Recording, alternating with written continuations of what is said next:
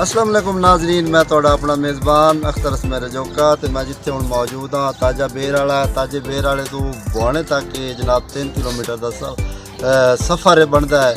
इत्थे जनाब मैं तुहानूं थोड़ी तफसील भी दसदा भी यह जो रोड है ये इलैक्शन के दौर तो पहले उन्हें शुरू किया ही ते इलैक्शन भी हो गए। इनू तकरीबन 6 माह तो ज़्यादा अरसा हो गया है।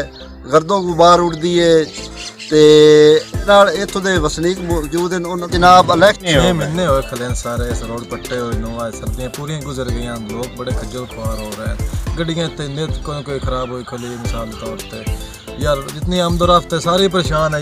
सारे गंदगी लग रही लोगों के नाल, सर बड़ी परेशानी बन गई। 6 महीने गुजर गए वो जी पिछले जी मटेरियल नहीं मिल रहा जी, आओ नहीं आ रहा, आए नहीं मटेरियल नहीं मिल। 6 महीने हो गए काम शुरू किया जी, हूँ तो कोई इंतहाल नहीं की जेड़ा वो कोई साडा मुकम्मल नहीं किया।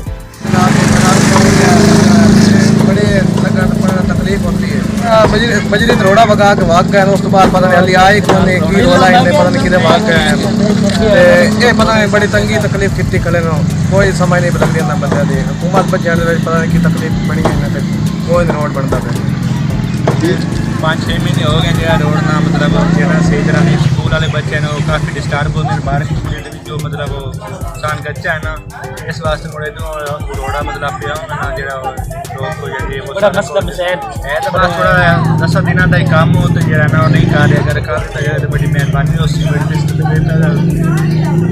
सारी अपील है कि जो ना रोड ज़्यादा चल जी बिल्कुल। इन लोगों का आखना है कि तकरीबन 6 महीने हो गए रोड पटिया है तो ठेकेदार पता नहीं किधर गया। आला हकाम के अगे गुजारिश है कि इस रोड को जल्द अज जल्द बनवाया जाए ताकि जिहड़ियां असां लोगों दी मुश्किलात हैं वो कम हो सके। अपने मेज़बान अख्तर इसमाइल रजौका को दो इजाज़त। अल्लाह हाफिज़।